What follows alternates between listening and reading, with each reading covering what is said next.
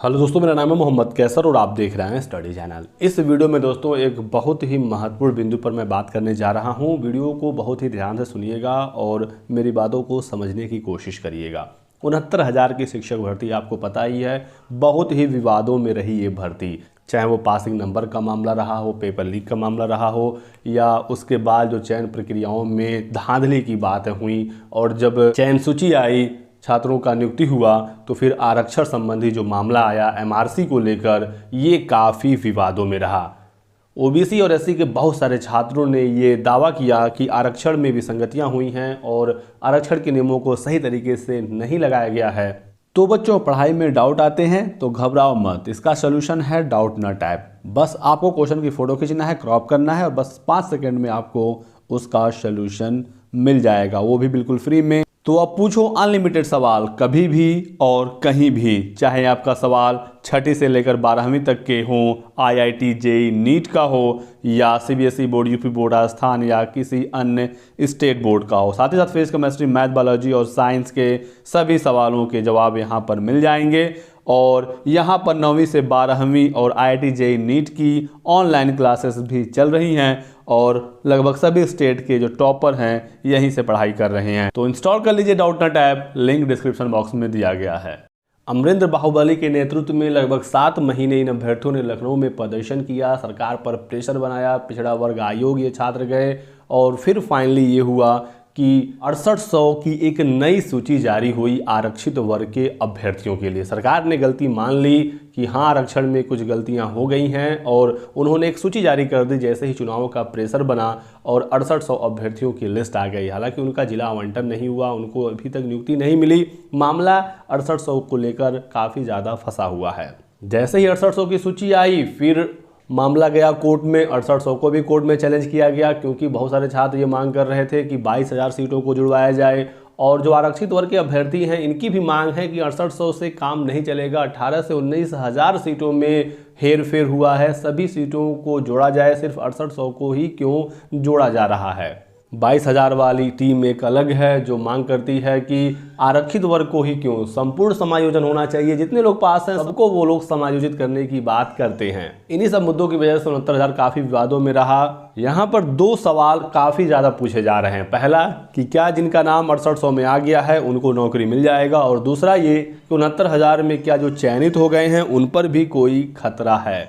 तो दोस्तों, जो 6800 की सूची है वो कोर्ट में गई थी, खबरें न्यूज़पेपर में भी आई थी कि स्टे लग गया है, लेकिन अमरिंदर बाहुबली जी ने यह दावा किया है कि कोई भी स्टे नहीं है। चुनाव आयोग से परमिशन भी मिल गया है, लेकिन इस समय चुनाव का माहौल है, सरकार के पास पावर नहीं होता है और इसी वजह से भर्तियां लटकी हुई हैं। लेकिन अधिकारियों द्वारा लगातार आश्वासन दिया जा रहा है इन अभ्यर्थियों को कि जल्द ही आप लोगों का जो प्रक्रिया है वो आगे बढ़ेगा और जिनका नाम लिस्ट में है उनको नियुक्ति मिलेगी। ये छात्र लगातार ये कोशिश कर रहे हैं कि किसी तरीके से मुख्यमंत्री जी से बात हो जाए ताकि जो चयन की प्रक्रिया है वो आगे बढ़ जाए। तो मुझे ये लगता है, मेरा ये मानना है कि जिनका नाम 6800 में आ गया है वो अपने आप को सुरक्षित समझें, क्योंकि सरकार ने ही इस लिस्ट को जारी किया है, उस पर मुहर है सरकार का।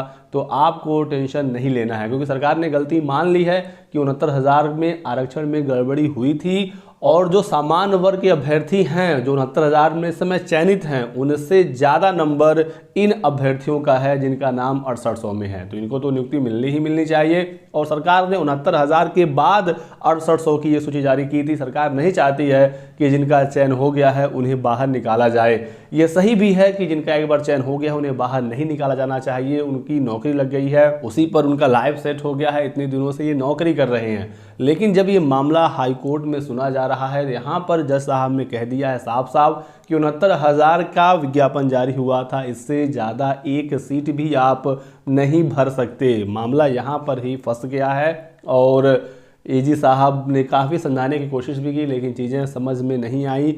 और सबसे बड़ा विवाद यही है कि 69,000 के बाद ये 6800 की सूची जारी हुई है। अमरिंदर बाहुबली जी ने ये चीज़ कहा है कि जज साहब ये कह रहे हैं यदि 6800 को आपको एडजस्ट करना है तो फिर जो गलत छात्र हैं, सीधे सीधे कहें जो सामान्य वर्ग के अभ्यर्थी हैं जो एक्स्ट्रा चयनित हुए हैं, उन 6800 को बाहर निकालना पड़ेगा और उसके बाद ये 6800 इसमें एडजस्ट हो पाएंगे, क्योंकि 69,000 के ऊपर यदि भर्ती सरकार करती है तो ये अनकॉन्स्टिट्यूशनल हो जाएगा। विज्ञापन में 69,000 की ही बात कही गई है।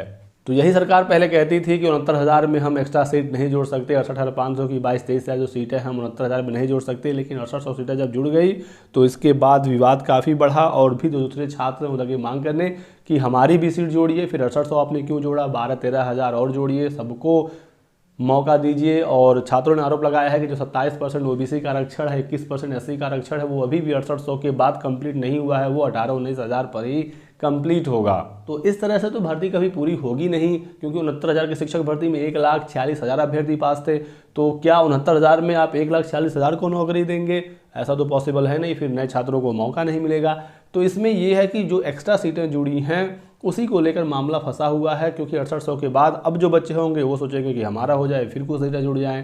कोर्ट में मामला फिलहाल गया है, अभी तक कोर्ट से फाइनल इस पर फैसला नहीं हुआ है और कोर्ट ने साफ कर दिया है कि 69,000 के ऊपर इसमें चयन नहीं हो सकता। बाकी दोस्तों इसमें आगे क्या होता है वो जल्द ही पता चलेगा। लेकिन जो लोग 69,000 में चयनित हैं वो लोग भी अभी हताश परेशान बिल्कुल भी ना हो, कोई गलत कदम ना उठाएं, कोई गलत फैसला ना लें। 6800 वालों का भी सब्र टूट रहा है, मैं देख रहा हूँ काफ़ी परेशान हैं।